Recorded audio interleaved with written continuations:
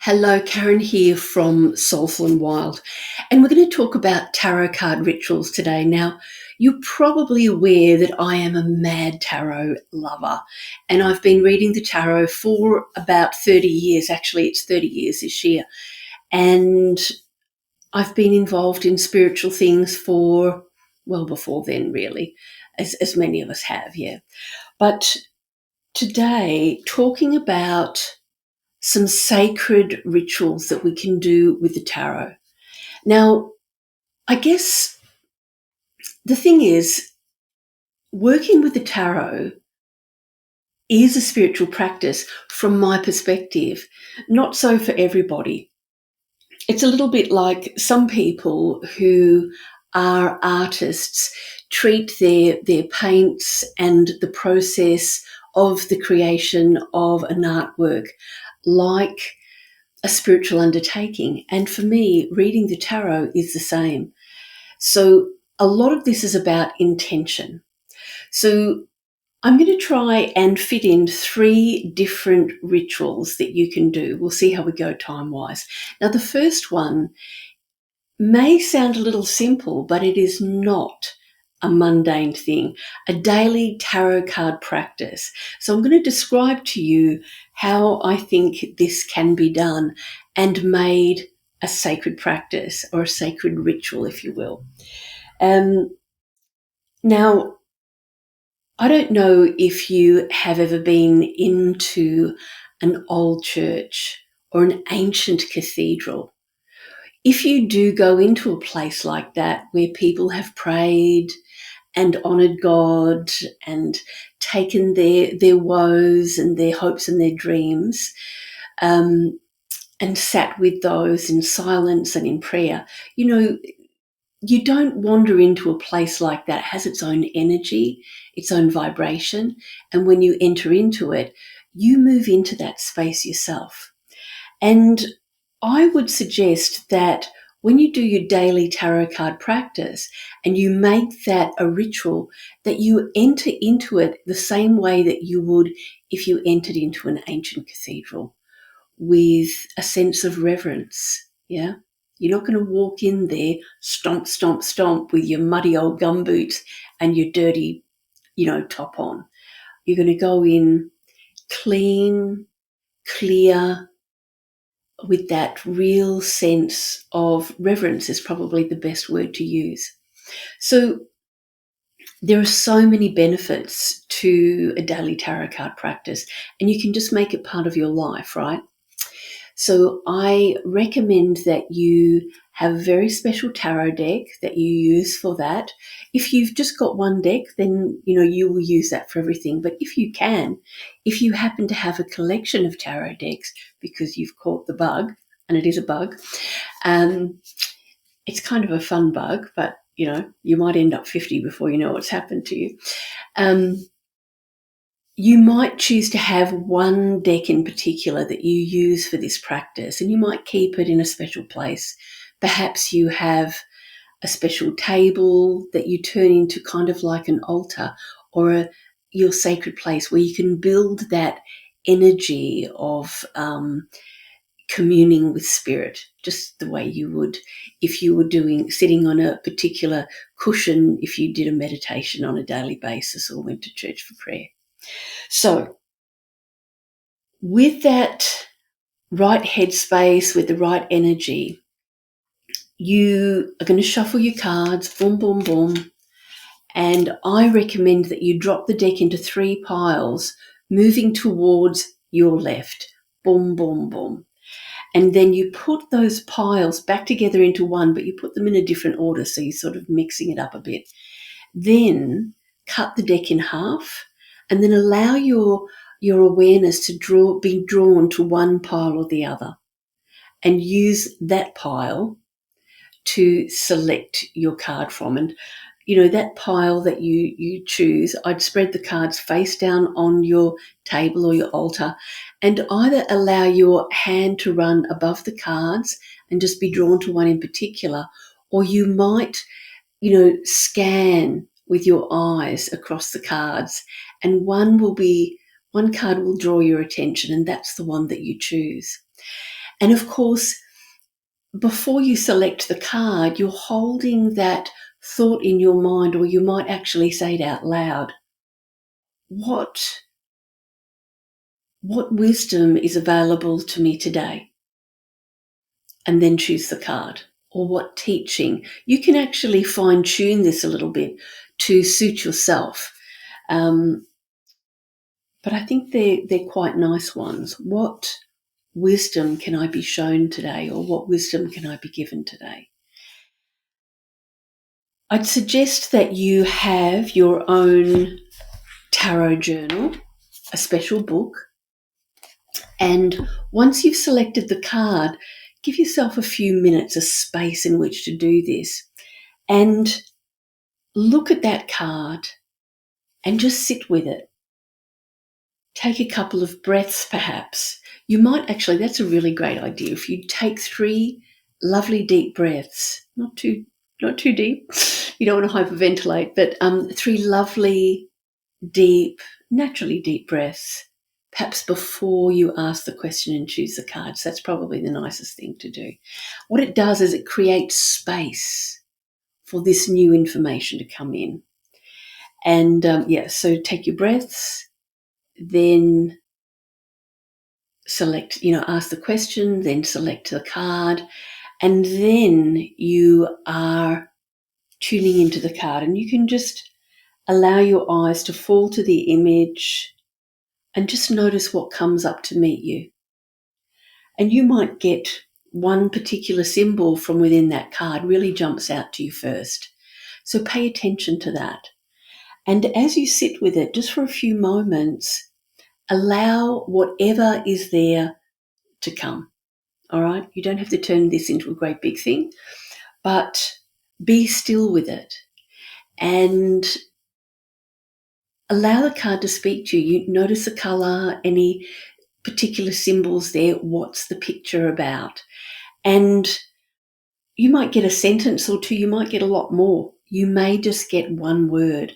Write that down in your journal. Write it down. Then pop your cards away. I like to leave that card that I've chosen standing upright so that when I come home, I can see it there. And at the end of the day, when you've got a moment, whether you're having a little cup of tea or a glass of water before you go to bed, go back to your tarot cards and to your journal. Pick up the card again and have a think about the day. Just revisit it. And just consider how this card has shown up for you, how the message has shown up for you. Have a read of what you wrote in the morning. Just see if there's anything else that you can add to it. I'm sure there will be if you sit with this for a few moments. Now, this does 2 things. It gets you really familiar with the cards themselves. It gives you an opportunity to gather to yourself your own symbols, your own meanings for each of the cards. And it does bring teaching to you, reflection opportunities, and wisdom. All right, wisdom to you. These tarot cards, they really are quite magical in the sense that they bring information to you. They can teach you so much about who you are, how you're operating, and how you respond, where you're triggered. All sorts of wonderful learning can come to you through these images. So, a daily tarot card practice. And I would suggest that every day of the week, for a set period of time, you might do it for 12 months. And if you keep a record in your book for a whole year, just a simple practice like this, seemingly simple, you'll actually learn a lot about yourself. And knowledge is power. When we know who we are, it's so much easier to interact with others, be present and be compassionate with them. But this is for you, yeah? And it is all about the way you show up to do this and the meaning that you give it. So that is practice number 1, the daily tarot card practice. Now, the other thing is, let's call it tarot feng shui, all right? Now, I imagine that you either have an interest in the tarot, you are a tarot reader, or you'd like to know more about the tarot. Now, whether you know lots about it or not, we both know that you can easily access what a tarot card, its meaning, its standardized meaning is. And, you can Google that. You can follow me on TikTok. There's lots and lots of ways. You've probably got a book at home. If not, you can get one. There's heaps of stuff on the internet about the tarot card meanings. So look at your home and the things that you want to have happen there. Now, I imagine that you know what feng shui is. It's about the use of symbols and the placement of things in your home to move energy through your home in a way that is beneficial for you and your intentions for your place. So you can actually use the tarot card images or a symbol that represents the tarot card archetype and place that in certain parts of your house to create the energy that you're seeking. Now, I'll tell you a funny story. I live in a very small little house, and which I adore. I think they call them shousers. It's sort of a shed house, really cool, fun. And so it's smallish, but perfect for me. And when I was building this little place, I thought, okay, I want to lay the right energy down, right down from the very beginning. So what I did is I got a tarot deck and I sat with the tarot and I thought about what was going to be happening in my home, what I wanted to have happen, how I wanted things to be in my office, this space here. What's the energy that I wanted this space to hold? What energy should be resident in this room, in this part of my home, to really bring my work to life and make it be beneficial to individuals and groups and to the world, to the collective.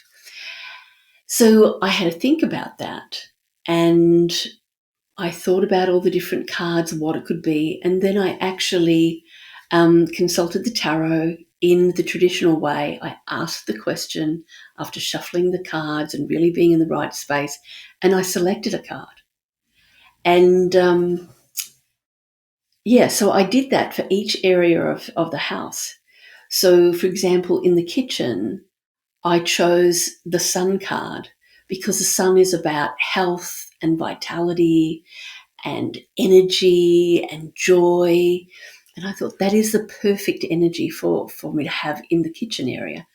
And so I chose a card for each area of the home, even the front entrance, the verandas. On my back veranda, I have an area for sitting and having cups of tea and chats, a couple of chairs and a little table in between. And I've got a lovely old timber table with some bench seats on the other end of the veranda where, friends gather for meals. Sometimes I'll do a little bit of work out there, but mostly it's about social gatherings and family gatherings that happen there. So I was thinking about that and I thought, the Nine of Cups, perfect. People sitting at a table, in some of the decks anyway. I was thinking about a particular deck, and it shows, people sitting there at the table with the goblets and the plates, and they're all sharing food. And I thought, perfect. That's exactly what I want. The 10 of Cups actually went into the lounge room, into that lounge area. Now, what I did is I actually selected those cards, and when they were laying the foundation for this place, I went and put the tarot cards in underneath, the metal stuff that they pour the concrete onto. And I spoke to the builder and ensured that he wouldn't let the concreters remove the cards. So the foundation of this house has these tarot cards in them. Now, that's a very literal way of doing it, and I had the opportunity to do that, so of course I did. But we can do that by literally placing a card in the room, leaning it up against a little crystal. You can get these gorgeous little timber tarot card holders where you can actually sit the bottom of the card into a slit in the timber, and it'll just sit there beautifully.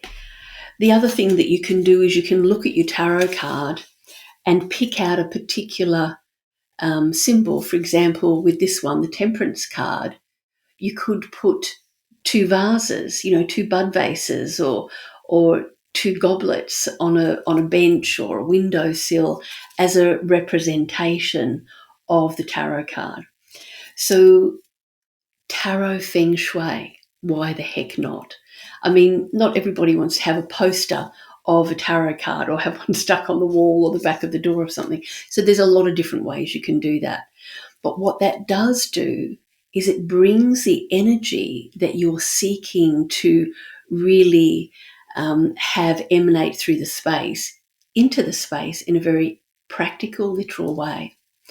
So that's a lovely ritual that you can do, because you can think about it, you can make a list, you can do a meditation on how you want things to be. Say, for example, in your bedroom.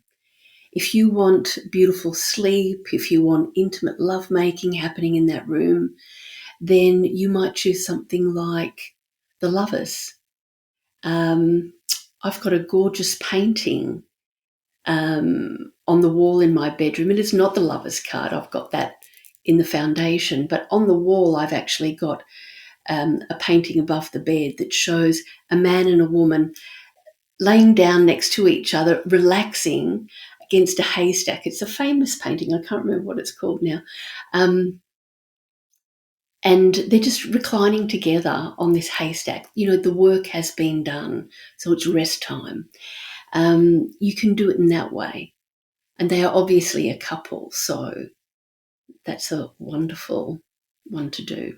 Something like that. So there's lots of ways you can bring the symbology in, but it's the way you do it. So you can meditate on what you want to have happening in that room, imagine it. You can go through the cards one by one, thinking about holding that idea and that energy, and go through, one at a time, looking at them and really reflect on each card. Which of these cards holds that energy or brings that feeling to you in your body, in your heart? And then that will be the one that you'll use. So you can do it that way. You can shuffle the cards, hold the question in your mind, and pick a card with your left hand as you would as though you were doing a reading. That's a more traditional way of doing it, but many ways. It's all about the energy you bring, how you hold yourself. Yeah. Okay, so we've done the daily tarot card practice. We've done the tarot feng shui. Now, the 3-card spread. Think about a situation that you want to bring more light to, okay, or more clarity to. What is it that you want to bring more light or more clarity to? And in exactly the way I described with the other two, your intention, the energy that you're holding. Basically, this is a 3-card spread. That's the issue. You choose 3 cards. The first card number 1, shows the past. What has caused this to be an issue? Card number 3, so that's card number 1. Card number 3 is, card number 2 is, oh my goodness. So number 1, the past of the situation. Card number 2, the current situation. And card number 3, the action that you need to take. That's one way to do it. The second way to do it, this is why I got confused, is position number 1 is what the situation is. So that this first card represents what the situation is that you need to bring light or clarity to. Position number 2 is kind of the bridging card. It's the action that you need to take to get the clarity. And the third card, card number 3, is the outcome. It's how it will be when the light is there, when the clarity is received. Okay, so I've given you 2 different ways to resolve a hidden agenda, really. Okay, so a practice, a ritual action, an action that you take, a 3-card spread to work out how to resolve a problem or to bring more light in, more clarity into a situation. Okay, so that's 3 things. Let's do a 4th. We've got time for a 4th. I don't know if you've taken notes on this, but you can replay the podcast. So this is a tarot commitment to your dreams. Now, dreams are funny things. People get a little bit weird about making a commitment to a dream. Don't mind me, it's a little bit warm where I am today. Now, when we make a commitment to a dream, we're basically making a promise to ourselves that we're going to take action. So getting clear about what our dream is, our major dream, not a pie-in-the-sky idea or a hope or a wish, but a commitment to a dream. When we make a commitment, we're basically making a promise to take action. That's why people get a bit freaked out about it. So, how do we do that? A tarot commitment to your dreams. Number 1, you need to get clear about what that dream actually is. What is that dream? So obviously you're going to drop yourself into a really calm, relaxed place. So you might like to do that with me now. So just get really comfortable wherever you are. If you're driving, don't do this. But if you're still somewhere and you have the opportunity, you might like to close your eyes, take a couple of lovely, relaxing breaths, just allowing your awareness to travel with your breath, just breathing into your body and releasing that breath naturally and easily. And just keep breathing and relaxing. Just let your awareness travel with the breath as you breathe in and as you breathe out. Just gentle, gentle breathing. And you'll find that your mind does settle and you do get a little bit calmer. If you don't want to get too calm, just enough. Yeah. And just let your mind begin to move, to float, to travel, to wander into dreamland. And in your dreamland, you might find that there are clouds that move or mist. And as you breathe gently and easily, that mist or the clouds begins to shift. And as it does, you'll notice before you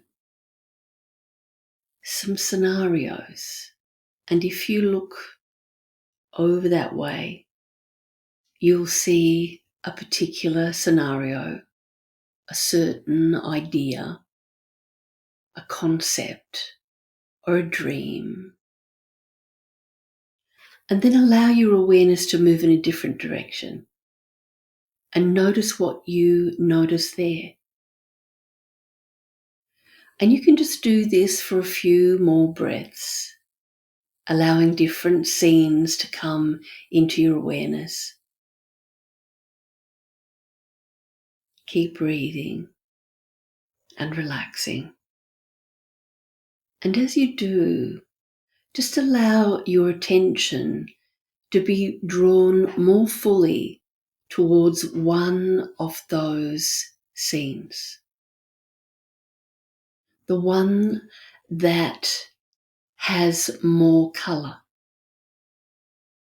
where there's movement and perhaps sound or sensation.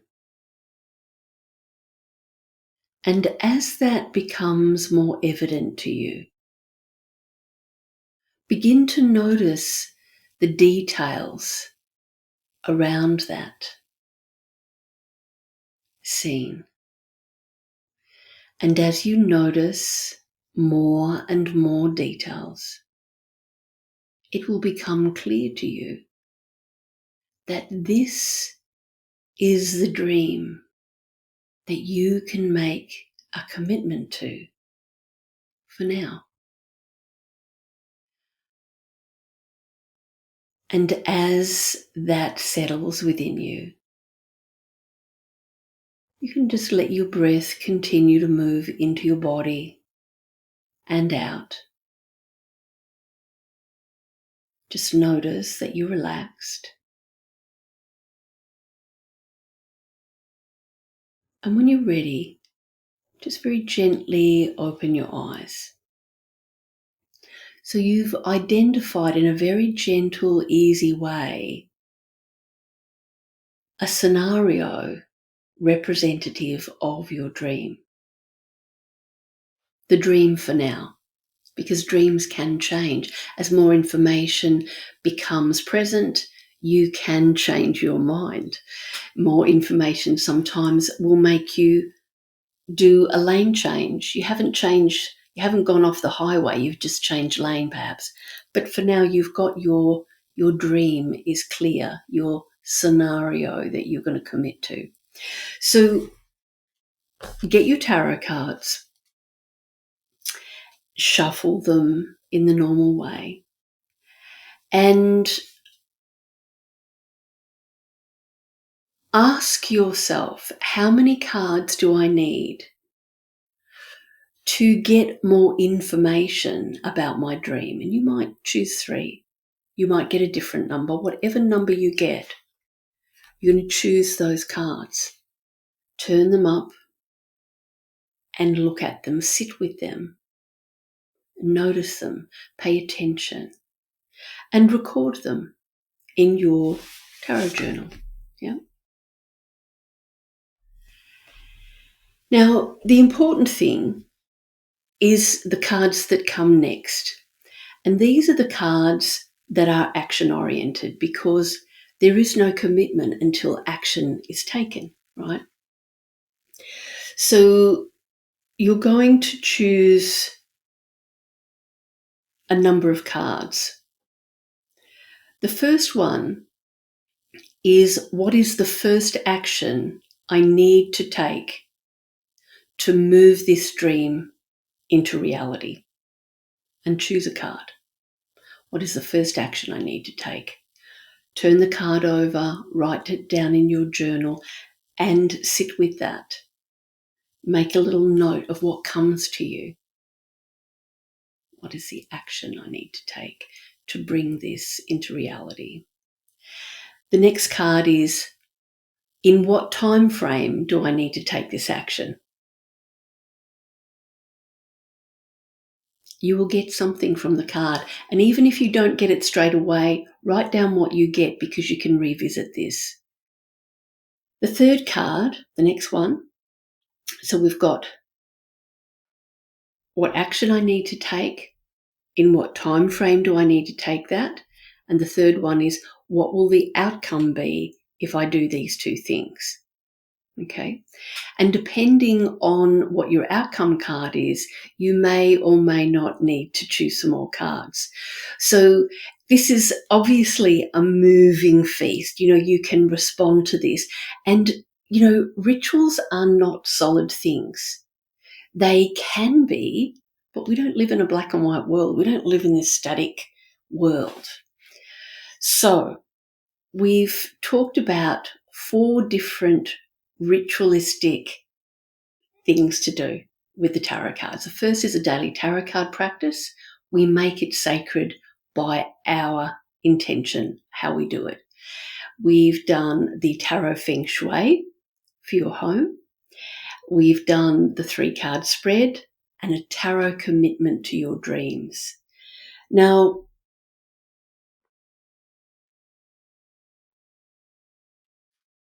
you might choose, with that tarot commitment to your dreams, you might like to choose one tarot card that actually represents the dream that you can, keep around on your altar so that you revisit it. If you've got a long time frame that or you need to do a number of steps to actualize your dream, then that will be very helpful. Because some dreams don't happen overnight. Some of them are long-term. This is actually quite a lot of stuff that I've kind of shared with you in this little rituals show. So I would love to hear how you find that, which ones you've done, which ones you haven't done but intend to do. So do let me know. I'll be very interested. All right, well, that's all I've got for you today, and enjoy using that reverent, sacred approach to working with your tarot cards.